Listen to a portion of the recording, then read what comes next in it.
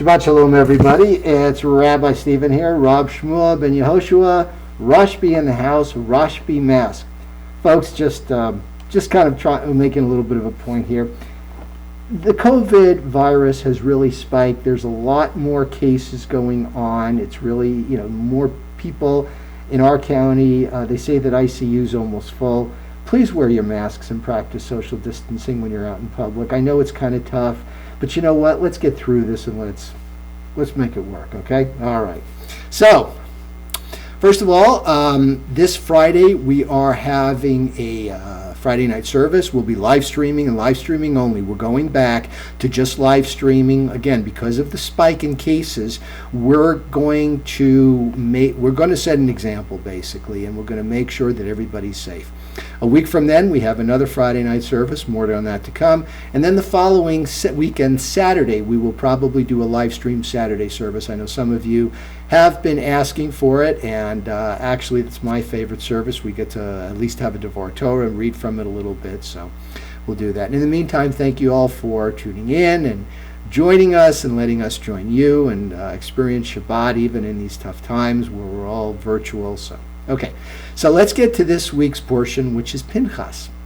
Now, Pinhas ben Eleazar was Aaron's grandson. He was the son of Eleazar HaKohen Gadol, the high priest, who's now the high priest. And what happened in the last portion, remember, it was Balak. Balak, a Moabite warrior, became king of the Moabite tribes, Moabite confederation. And he sent a wizard friend of his, a prophet, Balaam, to go and curse the Israelites. Instead, God put words in his mouth, and he ended up blessing them. And at the end of the portion, since they weren't able to defeat the Israelites using blessings, using curses, they decided to try another tact. So the Midianites, who were part of the Moabite confederation, sent their daughters. Now think about this. Think about the immorality of what these people did. They sent their daughters into the Israelite camp to seduce them and get them into their base worship, and by base I mean immoral, worship of their gods. And some of the Israelites actually participated in that.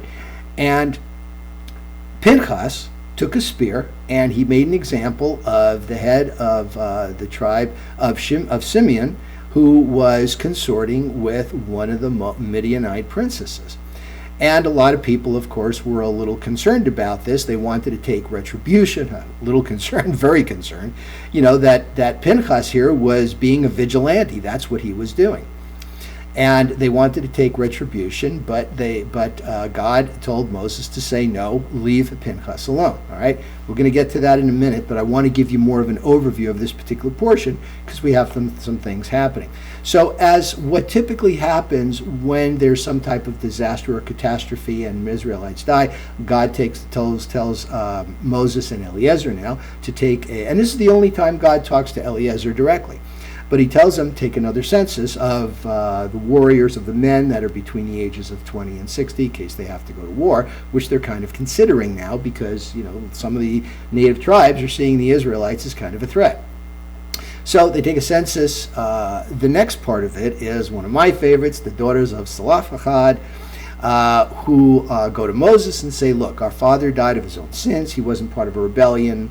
But he did die, and he did not leave any sons. There's just the 5 of us, of his daughters. What do we do? Because if we marry, then what's going to happen is that our father, his property is going to pass to another tribe, maybe another people, and that's the end of his name. So Moses went to God, and God said, no, the daughters of Zelophahad speak true. And this is probably the first example, and this is very contemporary with the Me Too movement, of women's rights, because now women, if there are no sons, then the women get to own the property. It's that simple. And of course it passes down to their sons, etc., etc. So the point is that the reason that there's nothing sexist about this, folks. It's just a matter of position. It's just a matter of role in society. Men go out and do the work and the hard labor. Women stay home, and because they're closer to God, they get to be the moral teachers of their children.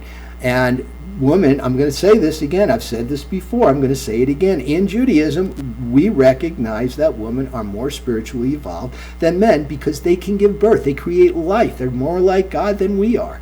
We just contribute our little part, and then the women basically do all the work for 9 months, and bam, and then they're suckling their children. So it's more appropriate for women to be part of the house. But the men who are out and doing the work, and working the land, therefore, it's a patriarchal system.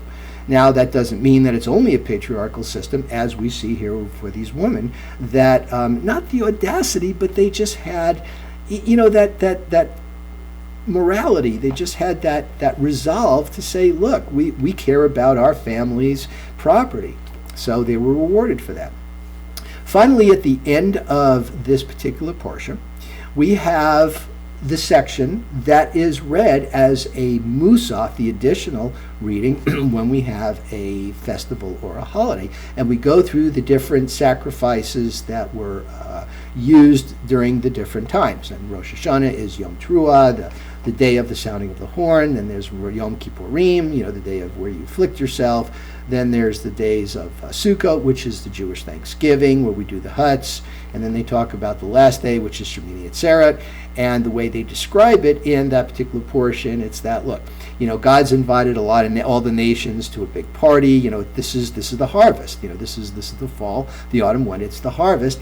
And God says to the Israelites, kind of hang around a little bit longer. Let's have some ice cream, as I saw in a movie. And that's what Shemini Atzeret is. It's the 8th day of assembly. And in Israel, Shemini Atzeret is also with Simchat Torah, which, by the way, is a fairly modern invention.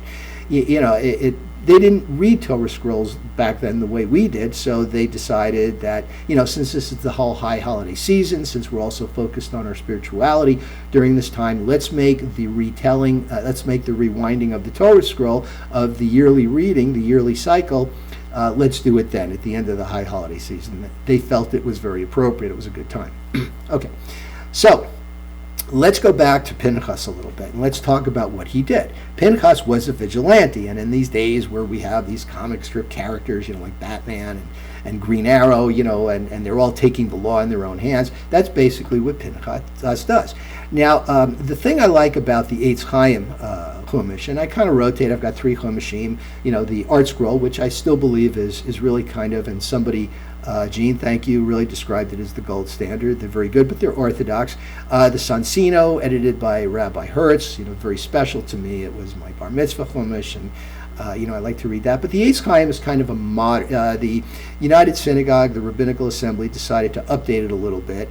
And what's interesting about the Eitz Chaim is that their commentary is a little bit more modernized, let's put it that way. Okay, so they say that while the Torah seems to vindicate what Pinhas does in putting down the morality, they also say that there are some rabbis that don't agree with what he did. He was a little harsh. He was very harsh. Now, the prose of what Pinhas does says, look, a society is only as good as its morality, as how it treats people. And the Moabites and the Midianites knew this, and it's interesting about the Midianites, just kind of a side note, because obviously the society has changed because Moses' father-in-law Jethro was a Midianite priest, right? And some of the Midianites didn't adopt, his idea of monotheism, and they still, allied themselves with the paganry of some of the native tribes at that point. And, part of idolatry is that these people feel that their gods want them to do some crazy stuff. One of them is, having group sex, for example, and that's what that was. So they felt that Pinhas was justified because, one of the things that we Jews, we Hebrews, we Israelites have, the big thing is our morality, the idea of helping the widow and the orphan, the idea of helping your fellow when he or she is destitute, and giving them a job and having them, serve you and amassing some wealth so they can go out and have another chance. The idea that after 50 years, your native land gets returned back to you if you had to give it up for some reason. This is all unheard of in ancient society. In fact, this is almost unheard of today, So morality has to be at the base of a society to function. And this is what Pinchas was thinking. Now, again, some of the commentators, hold him at fault. That why did you take the law in your own hands? Even though the Torah agrees, because they felt that, we're talking about morality here. Is it really moral? Think about this. Think about the conflict here. That if shouldn't everybody get a fair trial, for example, instead of you just going out and taking a spear and, being judge, jury, and executioner, right? But then again, Pinchas had seen what had happened. And by the way, we have fast forwarded 38, 39 years. This is the generation that's going to go take the land. So Pinchas felt that, we have to be real harsh and severe in order to prevent, straying from our principles. So you decide. I'm going to leave it there. Thank you again for tuning in, and I hope to see you Friday. Please join us on the web, and stay tuned for more information.